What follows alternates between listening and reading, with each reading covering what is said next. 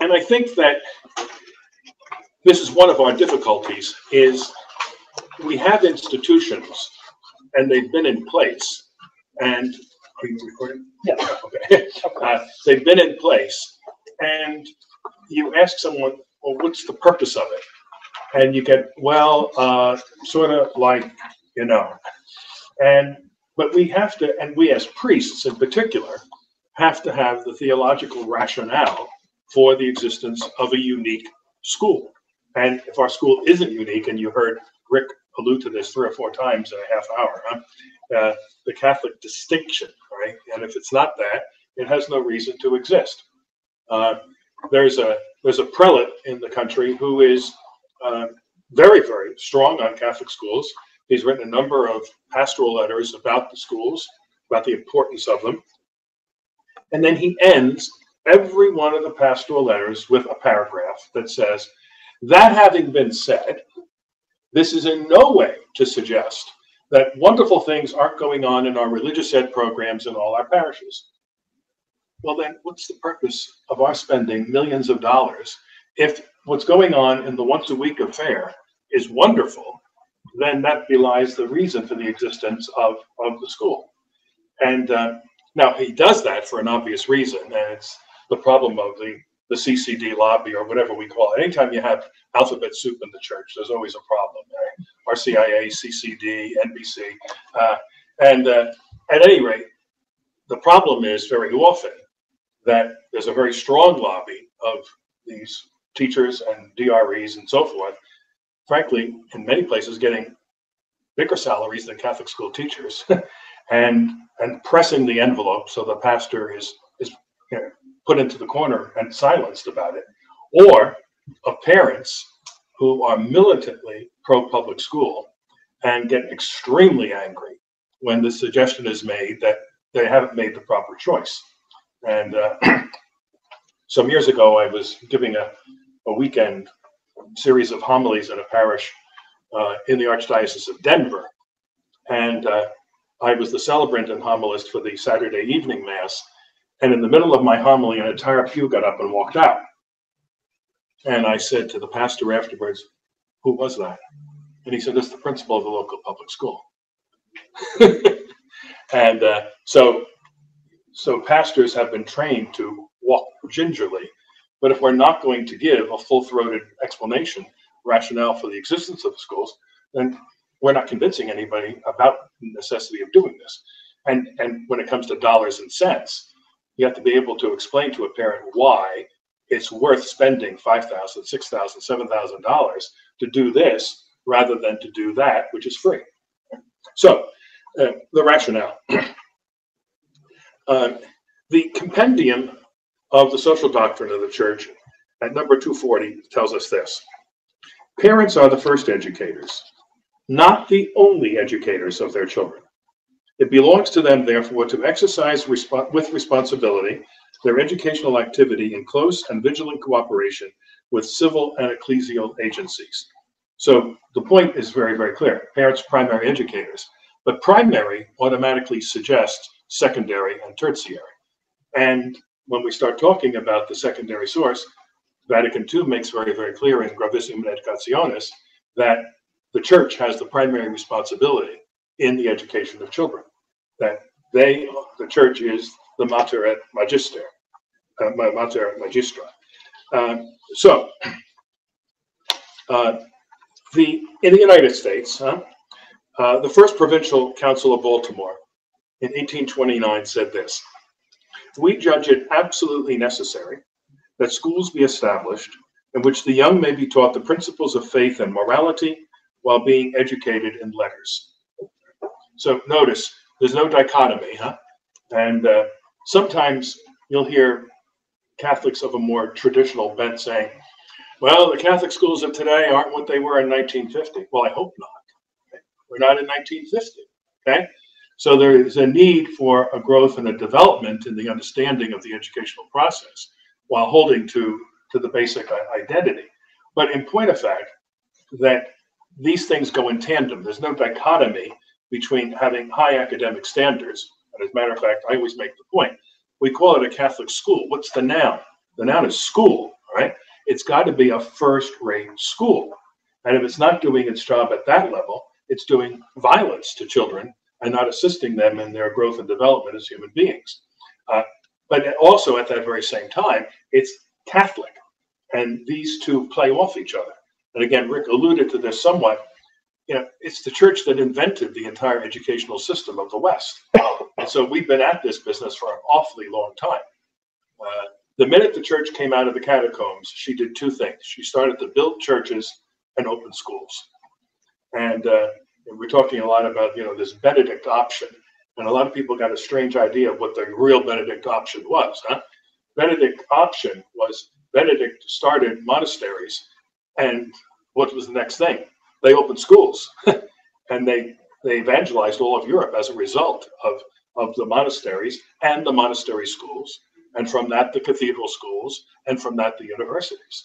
So, as I say, the church has quite a track record at this, and I've never understood this kind of Catholic inferiority complex. Is still part of our being immigrants. We can't get over it, trying to mimic what goes on in the secular schools. We have nothing to learn from them. Nothing, right? It's all a failed operation. And instead of saying, we'd be happy to help you understand how to do the job better, many Catholic school teachers, particularly in the 70s, were doing ridiculous things by saying, oh, well, the government school down the block is doing this, we better do that. It's all backwards, all right? It's precisely the opposite. So the Council of Baltimore puts it out there as a goal. Third Council of Baltimore, 1884, takes a further step. So 60 years later, we decide and decree that near each church, where it does not exist, a parish school is to be erected within 2 years from the promulgation of this council. Now, we came pretty close to doing that up to about 1960, right? And then the dam broke in the late 60s. But at its peak, the Catholic school system of the United States was educating 2 out of every 3 children. When I was a boy in Newark, the state of New Jersey, 1 out of every 2 children in the state of New Jersey was in a Catholic school. And that's the whole population we're talking about, not just Catholic population. Catholic population is probably about 85% were going to Catholic schools. And so, you know, we had a clear picture of what needed to be done about that. We're going to come back to that in a moment. Now, many of the bishops of the United States in that 19th century period were not in favor of Catholic schools. And they were what we would call either the Americanists or the assimilationists. And they wanted, as much as possible, for our children to blend in with the overall culture, which was overtly Protestant and at the same time overtly anti-Catholic. And so the primary reason for the existence of our schools in the 19th century was to deal with the phenomenon of anti-Catholicism. That having been said, the reason for having Catholic schools today is exactly the same reason, but it's not because of Protestants. It's because of the overt secularization that goes on in these other institutions. The 1917 Code of Canon Law, Canon 1374, says this: Catholic children are not to attend non-Catholic, neutral, or mixed schools, pure and simple. And in the United States, up through the 50s, a parent had to get a dispensation from a bishop to send one's child to a non-Catholic school. That's how seriously the church took her responsibility to be a teacher. And for what purpose? To safeguard the faith of the children. Pius XI, in his encyclical Divini Elius Magistri, wrote this: the so-called neutral school, from which religion is excluded, is contrary to the fundamental principles of education. Such a school, moreover, cannot exist in practice. It is bound to become irreligious. 1925, he picked that up already, huh? And all you have to do is look at American government education. What's his point? A neutral school from which religion is excluded is bound to become irreligious. You can't not say something about something, all right?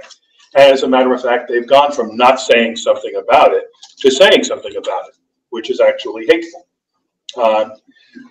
I spoke at a parish in the area a couple of years ago, and I talked about the threat to the souls of Catholic children in the state schools. And two public school teachers afterwards actually attacked me violently. I mean, it's incredible. People were shocked at their response after Mass.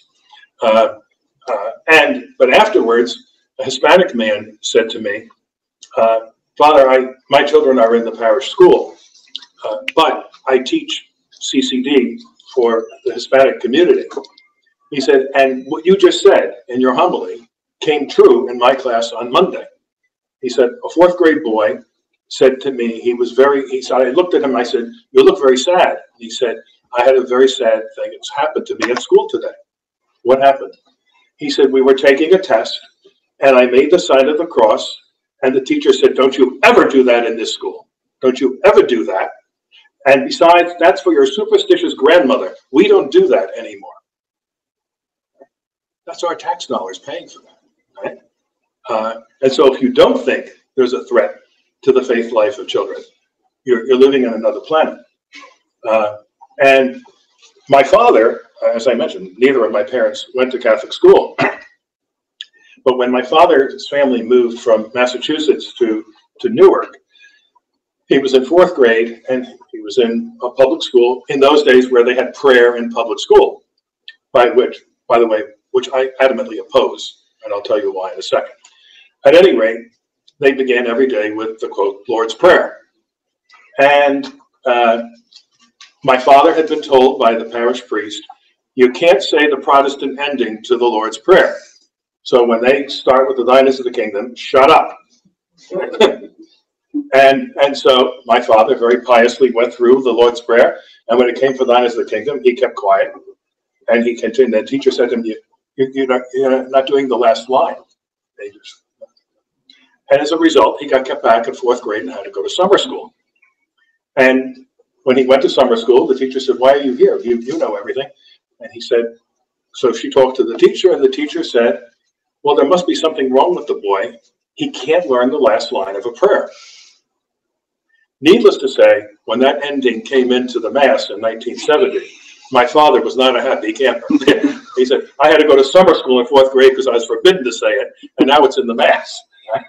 But again, you see what's the point. And I mentioned, my opposition to prayer in public schools is, first of all, whose prayer, right? For decades, New York had the so-called Regent's Prayer, which was broadly acceptable to Jews and Protestants and Catholics. And if it's broadly acceptable to those groups, then first of all, what does it mean? And then secondly, I don't want to sprinkle holy water on the stuff that goes on in the building the rest of the day, because people can be easily deceived to say, well, at least they're praying. It can't be all bad. Well, as a matter of fact, an awful lot of bad stuff is done. The past couple of years, I've had a big awakening, rather late in my educational career, by teaching in a community college part-time, and secondly, doing student-teacher evaluations for Grand Canyon University, which is sort of an evangelical operation. And I've been doing these student-teacher evaluations, which is bringing me into all of these public school classrooms. And it really is, it's shocking to see what goes on. And I was in a kindergarten class last year, and I'm sitting there while the kids are doing whatever they're doing, the teacher's doing whatever she's doing, and they have a little library section. And what's one of the books for kindergarten? Heather Has Two Mommies, right? Already in kindergarten, right? And Rick talked about the science education, which we're going to spend some time on tomorrow to talk about that issue. But so you can see the threat to the faith is every bit as real today as it was 100 years ago. And then and it's interesting, the first explicitly educational document in the history of the church comes at Vatican II, Gravissime Educationis, the Grand Christian Education. It's fascinating it would come at this point. Although I guess the church's attitude was, we've been doing this, we know what we're doing, but now perhaps there's a need to make this a little more explicit. But at number 8, we read this. The Church's involvement in the field of education is demonstrated especially by the Catholic school. Therefore, since it can contribute so substantially to fulfilling the mission of God's people and can further the dialogue between the Church and the family of man to their mutual benefit, the Catholic school retains its immense importance in the circumstances of our times too. As for Catholic parents, the Council calls to mind their duty to entrust their children to Catholic schools. It can't be any clearer, right? And sometimes when I preach about this, people say, well, where do you get that from? And I say, well, I just quoted you. You want to be a Vatican II Catholic. That's Vatican II. Right? It says it very, very clearly. Their duty to put their children in Catholic schools. In 1971, the American bishops issued a pastoral letter on Catholic education called To Teach as Jesus Did. And it was set out to be the standard by which to judge the Catholicity quotient, if you will, of all Catholic schools. And there we find the following statement. Catholic schools are the most effective means available to the Church for the education of children and young people. Now, there's a great irony in the promulgation of this document, 1971. In that very year, the bishops who signed that document, back in their dioceses, nationally were closing one Catholic school a day. Right? So there's a book by a priest of the Diocese of Richmond, Father Stephen, name eludes me at the moment. It's titled Mixed Messages. And it's showing the disconnect between the documents that bishops write and then the living out of the practice in terms of how those documents are implemented or not. It's also interesting, I mentioned this in the homily, about the Catholic saints of the United States, all connected to the apostolate of Catholic education. And the two saints that were connected, canonized in connection with our bicentennial, Mother Seton and John Neumann. With Mother Seton, with Neumann's beatification, Paul VI said this: "The strength of the Church in America is in her Catholic schools." The strength of the Church in America is in her Catholic schools, and we don't realize that the system that we have here, still have to some extent, is unique in the history of the Church. In most of Europe, they don't have Catholic schools, at least in the sense in which we have them. And if they are, they're usually sort of elite academies. And furthermore, they've lived kind of in a fool's paradise because the so-called public schools or the government schools have had religion taught in them and priests teach in them and so forth. So it's a horse of an entirely different color, what we have here. So it's not simply that we have a unique system of schools, but they're all funded by the people, right? We don't get a penny from the government for this, unlike, the free ride you folks get in the UK, right? Now, we're going to talk about that too, and that's while there's something that's desirable about it, there's also a serious problem that emerges and will emerge in a major way in the next 10 or 15 years. John Paul II, in 1977, the Congregation for Catholic Education in Rome issued a document very cleverly titled The Catholic School. And it dealt with already the serious talk about the need to phase out Catholic schools. They've survived, they've lived their purpose, move on. And the document ends with this: to give in to them, those calling for the closing of schools, would be suicidal. To give in to them would be suicidal. And of course, we've seen that in spades in this country. You have to look, for example, at the little diocese of Wichita has been ordaining 10 men a year for the past several years. And you say, how come? They have a free K-12 Catholic school system. Plus they have an order of sisters for the diocese. And they have young priests teaching in the schools constantly. And guess what? It works. Or the Diocese of Lincoln, which long ago adopted the then policy of the Archdiocese of Philadelphia, was that every newly ordained priest taught high school for 5 years. So you have Pius X High School in Lincoln that has 10 or 15 priests on the faculty, in addition to 15 or 20 habited sisters teaching, and every year from their senior class. half a dozen boys go into the seminary. So we know what really works. It's not, it's not like the third secret of Fatima, I mean, and it's really very, very simple. Some people say, I don't know why that works there. I always ask bishops and pastors, why don't you adopt the Wichita model for the funding of schools? We're going to talk more about that on Thursday. But for some reason or other, what seems so obvious and works so well, there's a resistance to move in that direction. John Paul's very first year as Pope, the NCEA was having, the National Catholic Education Association, was having its annual convention in Philadelphia that year. And John Paul sent a video message to the convention. And he said, I want to give a new impulse to Catholic education throughout the vast area of the United States of America. Yes, the Catholic school must remain a privileged means of Catholic education in America. Very, very clear. Later that year, in his first pastoral visit to the States, with 20,000 Catholic high school students in Madison Square Garden, he said, I want to tell you why the Church considers it so important and expends so much energy in order to provide millions of young people with a Catholic education. It is to communicate Christ to you. And very often he referred to the school as the very heart of the Church, the heart of the Church. Benedict XVI, when he came here in 2008, spoke at Catholic University to Catholic educators. Two wonderful paragraphs. Dear friends, the history of this nation includes many examples of the Church's commitment in this regard. The Catholic community here has, in fact, made education one of its highest priorities. This undertaking has not come without great sacrifice.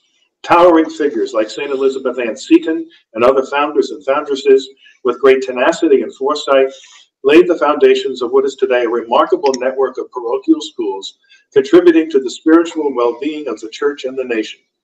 Countless dedicated religious sisters, brothers, and priests, together with selfless parents, have, through Catholic schools, helped generations of immigrants rise from poverty and take their place in mainstream society. Notice he's talking there again about the practical. Yeah? So yes, there's the whole spiritual dimension, but what's also the payoff at a very human level? I'm the grandson of 4 immigrants, and I have 2 doctorates, right? And that happened because of the Catholic schools, right? God knows what I'd be without it. And then he goes on. This sacrifice continues today. It's an outstanding apostolate of hope. We're going to come back to that theme in a moment. Seeking to address the material, intellectual, and spiritual needs of over 3 million children and students. It also provides a highly commendable opportunity for the entire Catholic community to contribute generously to the financial needs of our institutions. Their long-term sustainability must be assured. Indeed, everything possible must be done in cooperation with the wider community to ensure that they are accessible to people of all social and economic strata. No child should be denied his or her right to an education in faith, which in turn nurtures the soul of a nation. Wasn't it nice to have meaty papal statements, huh? No child should be denied his right to an education in faith. And that means no pastor should ever, ever refuse a child because the parents can pay tuition, right?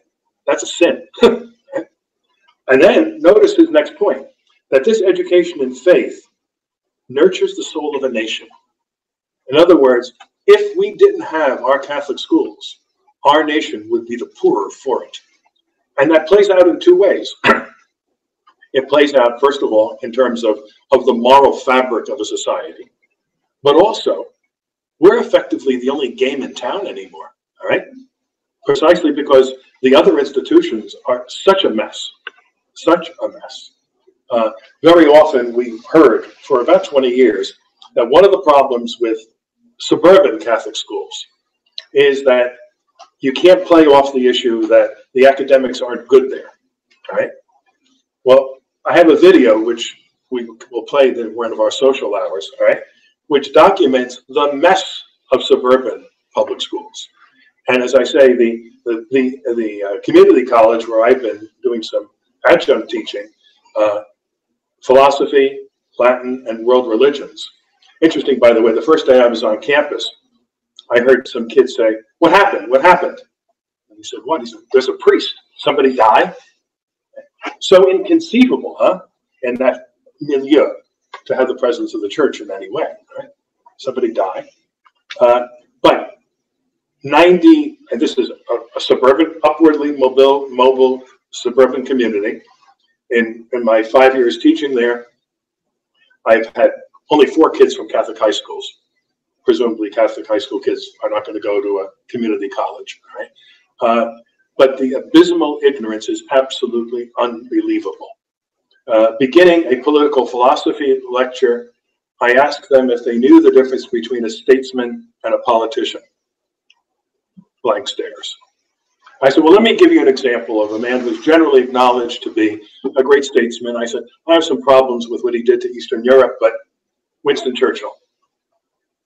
37 kids in the class, not one had heard of Winston Churchill. The 800th anniversary of the Magna Carta, I began by saying, this is the 800th anniversary. Mahu? Never heard of the Magna Carta? I said, King John, Runnymede, English common law. Blank. Latin class, let's review the parts of speech. Never heard of the expression parts of speech. And then when I said, well, let's try to figure out a few, I said, an action word. Some of them had heard of a verb. Right? We got as far as nouns. Conjunction, they thought it was a disease. Well, tomorrow night you're going to hear Mark Bauerlein talk, right? Who wrote The Dumbest Generation. Right? This is what we're dealing with. In the world religions class, when I got to Christianity, I asked them if they could tell me who the 4 evangelists were. One kid thought it was a new rock group. So this is something that we have to understand. We're providing a great service. Right? Even if our kids are not saints, as I said they should be, huh? Even just in terms of their contribution to civil society, it's going to be a major contribution. So then we come to the 83 Code of Canon Law, number 793. Parents and those who take their place are bound by the obligation and possess the right of educating their offspring. Catholic parents also have the duty and right of choosing those means and institutions through which they can provide more suitably for the Catholic education of their children according to local circumstances. That's a pitch for government aid, which we're going to talk about in a very nuanced way tomorrow afternoon. Canon 794. The duty and right of educating belongs in a special way to the Church, to which has been divinely entrusted the mission of assisting persons so they are able to reach the fullness of the Christian life. Pastors of souls have the duty of arranging everything so that all the faithful have a Catholic education. Right? And then a philosophy of Catholic education, if you will, number 795.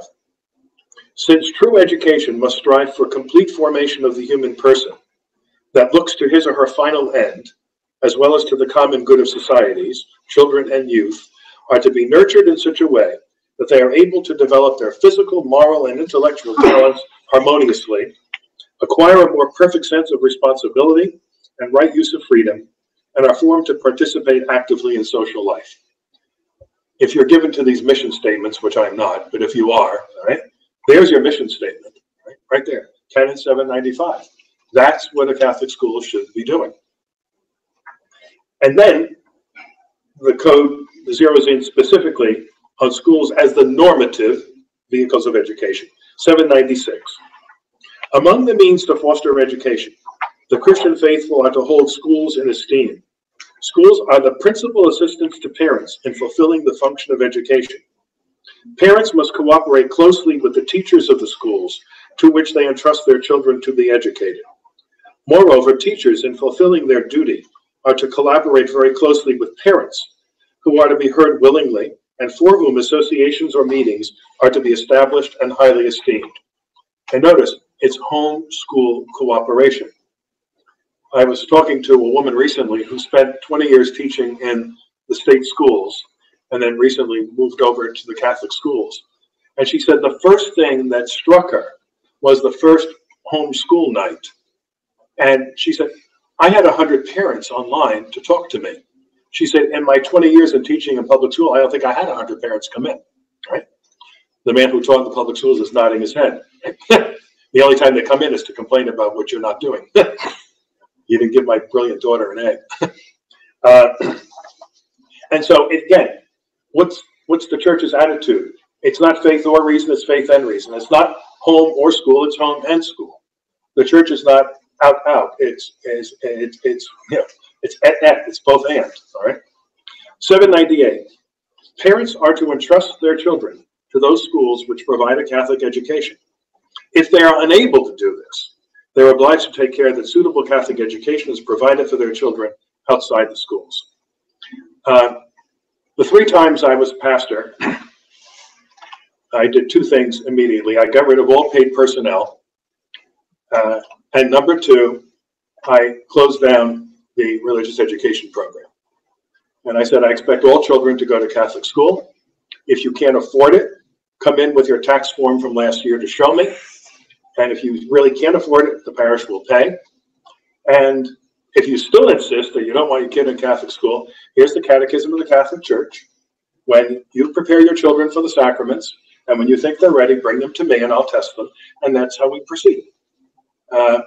This whole invention of CCD, that started in the 1940s and 1950s.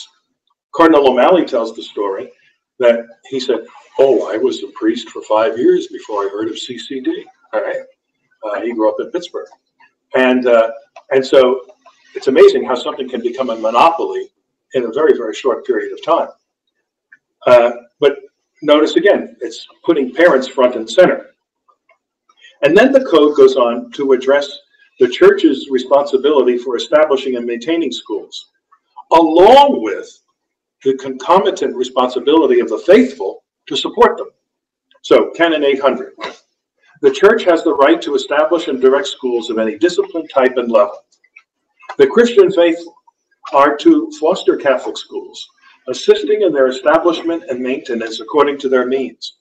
In other words, the responsibility of a Catholic school is not the responsibility of the parish that happens to have a school on the property, or of the parents who happen to send their kids to the school. It's the responsibility of the entire Catholic community. Just as all of us pay taxes for the state schools, whether or not we use them, right? So too, every single Catholic, whether it's a parent or not a parent or a senior citizen, is responsible for the maintenance of the Catholic school system, right? And that point has to be made repeatedly. I worked weekends in actually the first canonically erected senior citizen parish in the world at the Jersey Shore. And I used to say to these people, you know, when you went to Catholic school, it was free. When your children went, it was for a pittance. And now people are faced with a major financial burden. It's your responsibility now to kick in and start to support what you got for nothing and what your kids got for very little. Oh, right. But I mean, that's a whole area that's completely untapped, right? In terms of talking about finance. And again, we have a whole section to deal with that later in the week. But that point has to be made repeatedly. This is not the responsibility of a parent to pay for this. As a matter of fact, in many cases, it's an insupportable burden, precisely because of the rising costs and with the departure of clergy and religious from the system. Then 801, religious institutes whose proper mission is education, retaining their mission faithfully, are also to strive to devote themselves to Catholic education through their schools. This is one point that Pope Francis has made, unfortunately not to the Jesuits, right? But talking to religious communities, stay faithful to your charism in Catholic education. This is what helped implode the whole system in this country in the 1960s. I never understood how a woman could join a congregation that's explicitly committed to the education apostolate, and then in 1968 decide that she didn't want to do that anymore, and 1,000 others in the community decided to do the same thing, and then all of a sudden we say, well, then what are you doing? well, one is a bereavement counselor, one is a hairdresser, and one is something else. And he said, well, what is this all about? I mean, this is nuttiness, right? But, you know, their personal nuttiness affected all the rest of us. And as I say, it all blew up in our faces in the late 60s and the early 70s. Right? 802. If schools which offer an education imbued with a Christian spirit are not available, it's for the diocesan bishop to take care that they are established. Right? So, you know, applauding, the Bishop of Charlotte starting a new Catholic high school, 7, 8 years ago. Someone else was talking about, well, your institution. It wasn't started by the diocese, but it's part of the diocesan system. But this takes initiative, and you say, well, these are kids that need a Catholic education. We need to do something for this, and to step out and do it. And also, I always say to people, and particularly in the Northeast, you look at all of our institutions, the buildings, 95% of them were built by penniless immigrants, right? And they can't be maintained by the wealthiest Catholic population in the history of the church. And you're telling me our problem is financial? Our problem is faith, all right? My Ukrainian grandmother, who raised 3 children by herself in the Depression, was making $5 a week and gave $1 a week to the church. Right? And I said to her years, I said, Grandma, how do the priests say must give to the church, must build school, must build church. Who will do if not us? She believed. She believed, okay? And now we have people in suburbia, right, living in $700,000 homes, saying, I can't afford this. Okay, I told one of the priests, I spend most of my life in airports. And a couple of years ago, I was headed to LA, got on a flight in Newark, and I'm sitting there, and a family moved in ahead of me, and I kind of nodded and said hello. And as we were landing, we're all standing up, getting ready to get out, and the darn door of the plane couldn't open. And so we're standing, and eventually people start to talk to each other. And so the father of the family in front of me said, Father, do you live in Jersey or California? I said, Jersey. He said, oh, we live in Jersey. I said, is LA your final destination? He said, no. He said, I'm hoping that we're going to catch the flight to Hawaii. We're taking a family winter vacation. I said, oh. I said, where do you live in Jersey? And he said, Rumson. Now, this is arguably the wealthiest parish in the Diocese of Trenton. All right. I said, Holy Cross. He said, yes, you know it. I said, yes. I said, do your children go to Holy Cross school? Oh, no. I said, well, where do they go? Well, they go to the local public school. And I said, and why is that? And he said, I said, really? I said, I find that fascinating. I said, for a number of reasons. I said, first of all, Holy Cross, I know, is a blue ribbon school for several years. Number 2, the last time I checked, the tuition is $5,000 a kid with a family rate after the second kid. I said, and thirdly, I said, I wasn't a math major in college, but I'm doing some quick math here, and my guess is that this vacation is going to cost you about $30K. And he said, well, you know, Father, I said, I do, and that's the problem. And then I said to myself, and where was his pastor? Where was the pastor to say, your priorities, sir, are all botched up, all right? They're off, right? You know, going to Hawaii is more important. You guys get lava, right? More important than the Catholic education of your children. Right? And again, that's one of the big problems. Bishops and priests terrified to say that, right? Because people are going, oh, Father's not nice. He's making me feel bad. Okay, and okay, and at that point, you know, it's like with the whole problem with with artificial contraception. Some people have said to me, "Oh, I feel so sorry for all those people who are going to go to hell because they practice contraception." I said, "I don't think they're the problem." I said, "It's the priests who haven't told them. They're the ones that are going to go to hell." All right. And you know, what's the great line from the Old Testament? The people perish for lack of teaching from the priests. Right. And the Sicilians who have great proverbs: "Fish rots from the head." Right? Fish rots from the head. If we're not doing our job, right, by teaching, by being a sign of contradiction, John Paul's famous thing. Right? And Fulton Sheen said, if you've been a priest 10 years and you haven't made enemies, you've been a very bad priest. Right? And of course, the whole culture of the seminary is teaching guys, got to be nice, make people happy, make sure everybody smiles all the time, okay? Right? Smiling on their way to where, okay?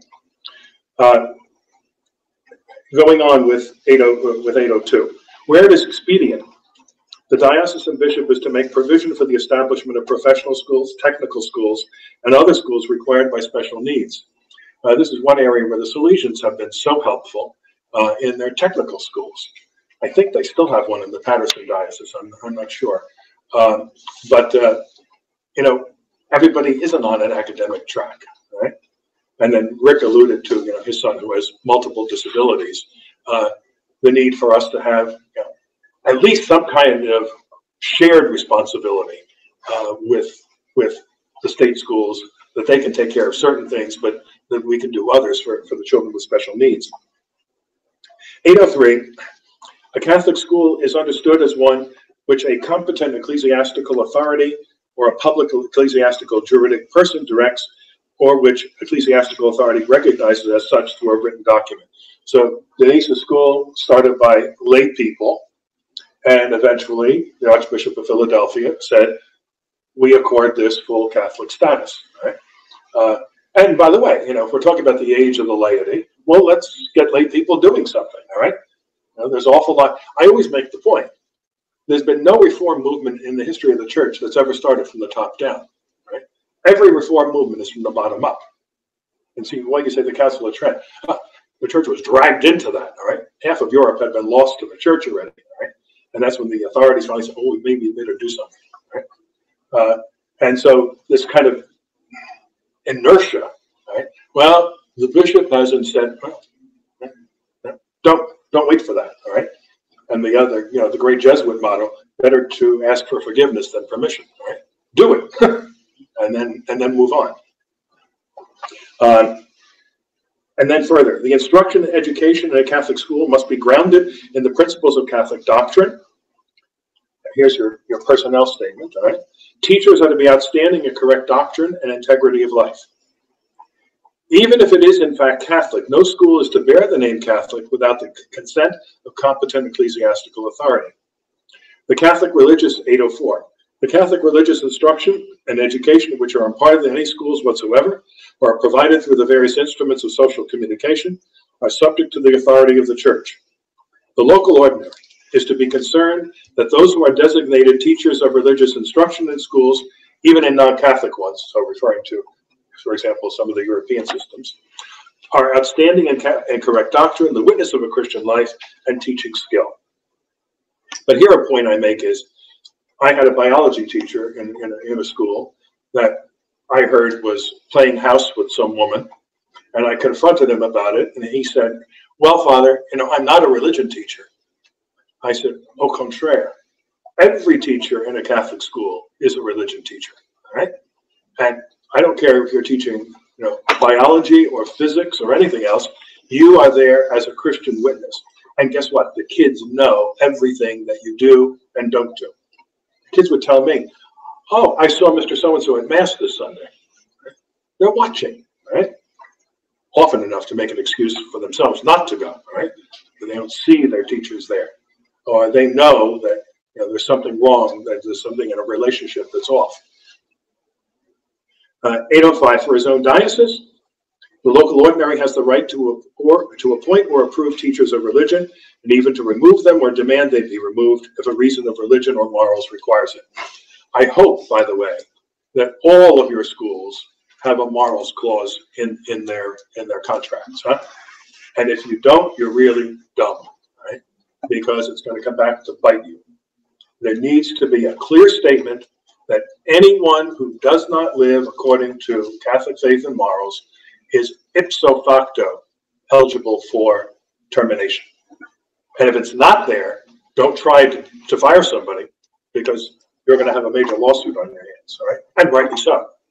I mean, we should have learned after 20 years that this is going to be a problem coming up the line. And it's unfortunate that we have to have everything written. The Diocese of Fort Wayne South Bend a few years ago came out with a mission statement. If you want to see it, It's amazing. And I had to use it a few times just this year. But I mean, it's so clear. It just says, this is what we believe, this is what we believe, this is what we believe. We have everyone sign it. Yep. And it's... And, you know, we're in a litigious society. Yeah. Right? And it's a uniquely American approach to life. If I don't like somebody, I sue them. Right? Even if I know I'm absolutely wrong, I'm still going to try to sue. And you just save yourself an awful lot of agita, as the Italians say, by getting it out there right in the beginning. And also, it's just healthy. In our second session this evening, we're going to talk about Catholic identity and the Catholic identity assessment that my organization has put together. But once it's there, then you say, hey, look, you signed on to this, all right? Are you not a man or a woman of your word? Right? So even before we get to a fight about something, and also if it's possible to work with someone to get out of the mess. And here's another point, and Rick did not mention this, but what's another job of a priest in any Catholic school? It's to be a pastor to the faculty, right? Not just the children or their parents, but those teachers. You're there for their spiritual welfare and for their spiritual and theological development, right? So, and you're not there just as an overseer to say, oh, she stepped across the line. That may have to happen, but the overriding attitude ought to be, I'm there to help these people grow in their life of faith. And so ongoing theological education for our faculty is also a responsibility of a priest. Huh? And then finally, in regard to learning materials, Canon 827, to be published, catechisms and other writings pertaining to catechetical instruction or their translations require the approval of the local ordinary. Books which regard questions pertaining to sacred scripture, theology, canon law, etc., cannot be used as texts on which instruction is based in elementary, middle, or higher schools unless they've been published with the approval of competent ecclesiastical authority or have been approved by it subsequently. And here again, depending on the state, many states provide Catholic schools with state textbooks. New York, New Jersey, Connecticut do. Does Indiana do that? Anybody else? Pennsylvania, that's right, okay. And when this started in the 70s, many of us said, oh, gee, this is great. Until we realized we're giving our kids the same stuff that they're getting down the block, right? And particularly in the area of science. And again, we'll talk more about that issue, but also history, a jaundiced view of history, right? And, you know, there's this wonderful now Catholic textbook project, Catholic school textbook project, which actually I taught that guy at Christendom College in a program on Catholic school leadership 30 years ago. And but we don't realize the stuff that's there in a very, very subtle way, huh? And the kids are imbibing it, and the teachers themselves are unaware of some of the stuff that's in those books. And I had a teacher, a science teacher, whom I had just hired, and by October she came to me and she said, Father, I don't like the biology textbook, and I want to get a new one. I thought, well, first of all, sweetheart, you know, get your feet wet in the school, all right? We just started 2 weeks ago, and now you want a new textbook. It ain't happening, all right? And I said, well, you know, let's talk second semester, and I've taught almost every discipline except science. The only C I ever got in my life was in high school chemistry, and so I keep hands off with it. But so when it came time, she came in February. She's like the persistent widow in the gospel. Yeah? And she said, can we talk now about a new textbook? And I said, all right. I said, why don't you look at a few and then narrow it down to 2 or 3, show them to me, and I'll review them. Okay. So she brings me a textbook, biology. But the only area of biology that ever really interested me was genetics. But I read the preface to the book. And there's a paragraph that says, we're very fortunate to live in an era that's no longer dominated by hierarchy, that diminished the role of science and, okay. And then I switched to the chapter on genetics. And very interestingly, it notes that the father of genetics was Gregor Mendel. Right? Now, it doesn't mention that he was an Augustinian, right? And the picture of him is from the chin up, right? Of course, if they said who he was, that would belie the paragraph in the preface to the book. And so I called her in the next day and I said, I looked at the book, do you like it? And I said, no, actually I don't. And I said, I got two problems with it, for starters. And I said, the preface. I said, do you read that paragraph? She said, oh, nobody reads the preface of the book. And I said, I did. And I suspect that many parents may read the preface of the textbook, and they're going to say, if that's true, why am I paying $10,000 a year for this high school? Maybe my kids are getting some bad stuff here. Your parents' concerned about, is the school authentically Catholic, all right? Then I said, now let's go to the chapter on genetics. Gregor Mendel, the father of modern genetics. Well, she said, that's true. I said, yes, it is. I said, but it's only half a statement. She said, what do you mean? And I said, do you know who else he was? Well, I think he was in Austria or something or other. I said, he was a priest, an Augustinian. Oh, that's not. I said, she said, oh, so you don't want that textbook? I said, no, I don't want that textbook. And she said, well, and I said, and as a matter of fact, your contract is not being renewed. What?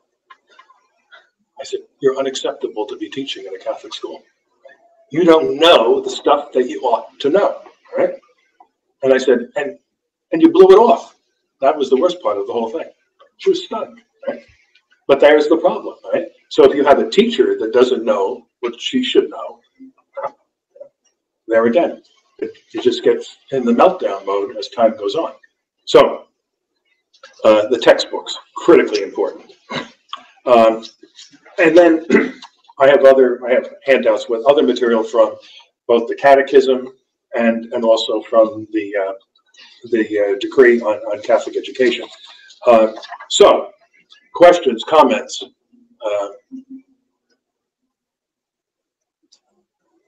Yes, Father. What is that Catholic school textbook project that's going on? Is that still a process? Or? I'm going to have copies of some samples of it. Are you using it in? I am. I just got a textbook because I'm teaching. Is this for social studies? Yes. Yeah. Yeah. Or no, this is history. Church history. Yeah, specifically. Yeah. Is it church history or Western history? Church history. Oh, see, they have. The great part is the making of the modern world. So it's kind of the church's role in all of it. Yeah, and it's excellent. Now you see the narrative. Yes, it tells you how you can adapt it to middle school or high school. Yeah, and I also have a sample of a high school science book, which is also excellent. Right, and you know, when I was a kid, you know, we had exclusively Catholic textbooks, and then of course in the '60s they would start to mock the thing. You know, this was in third grade. You know, if Mary said 3 Hail Marys and Johnny said 4 Hail Marys, how many Hail Marys were said in third grade that day? Well, that's easy to make fun of, right? But to go from that to simply, you know, an undifferentiated approach to a textbook you know, is not the most important thing in the learning process, but it is important, all right? I can have a bad textbook, and if I'm a good teacher, I can do something with it, all right? But if there is a good textbook that's available, why are we not using it? That's the point, and they are available. And it's the same thing with, you know, religious education textbooks. For my money, the best is the Faith and Life series, all right, from Ignatius Press, and some pastors have tried to use it in the CCD program, and the problem is the reading level is too high for public school kids, and so it doesn't work even at that level. But you know, it's a good book, and it's a good series. And ironically, there were dioceses until a few years ago where that series was banned, right? Because it was too Catholic. Any other observations? There's no common curriculum there in the States. The bishops finally got a handle on this at the time of the implementation of the Catechism. And so companies are free to produce textbooks, but then they have to be judged as in accord with the catechism. And so there's a committee that's involved with determining whether or not that text is in accord. And so The state also would, obviously there's statutory requirements with regard to textbooks as well as far as certain things having to be covered. I'm sorry? There's Yeah, statutory standards. requirements, yeah. Oh, yeah. Yeah, obviously, yeah. Okay. In this state,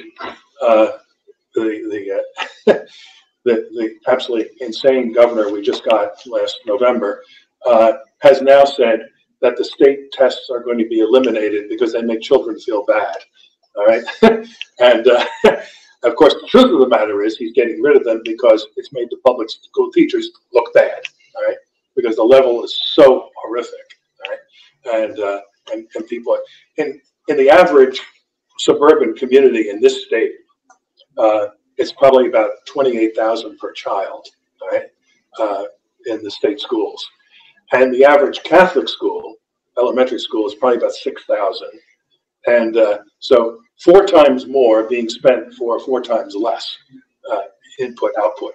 I mean, it's an amazing mess. We're having problems.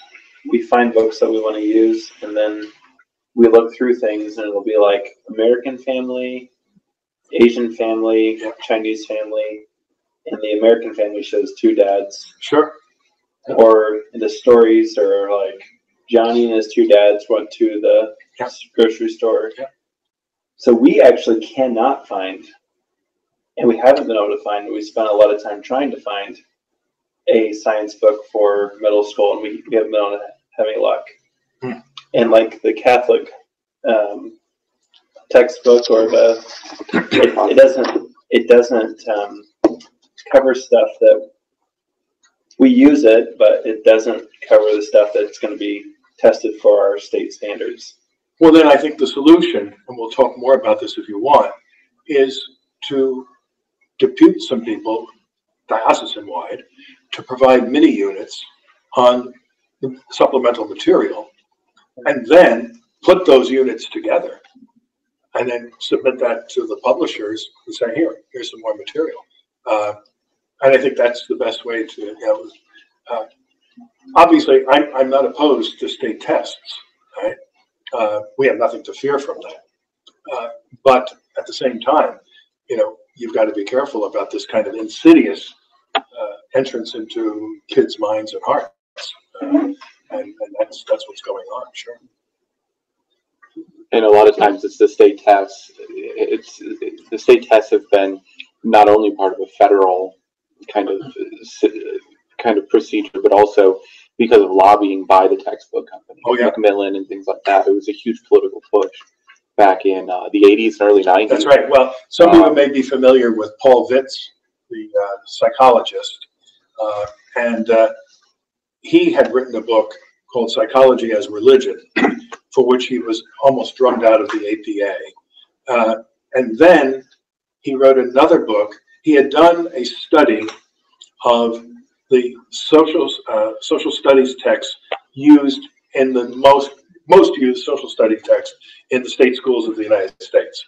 And the biggest providers are in Texas. And he went, and then he started doing some on-site visitations. And he ended up in a 4th grade social studies class in, I don't know, Dallas or Houston. And it happened to be the week before Thanksgiving. And so he walked into this class, and the kids were making their little Indian headdresses and the pilgrims things and all the rest of this business. And so he said to the kids, so what are we getting prepared for? And they said, Thanksgiving. And he said, well, what's that about?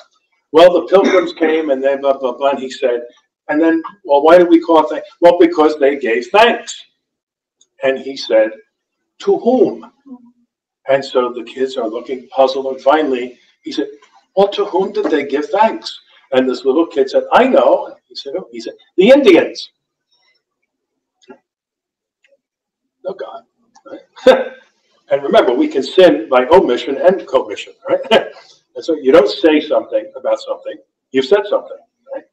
And if we tell children that you're going to school where you're going to learn everything that's necessary for life. And what's the big gap that's there? Right? God and religion. Right? They've learned the lesson. It's not important. It's not important. Okay. All right, let's take a, do you have something else? Let's take a 10-minute break, and we're going to be very good about that. 10 minutes. And if you need to use facilities, just keep walking down that way.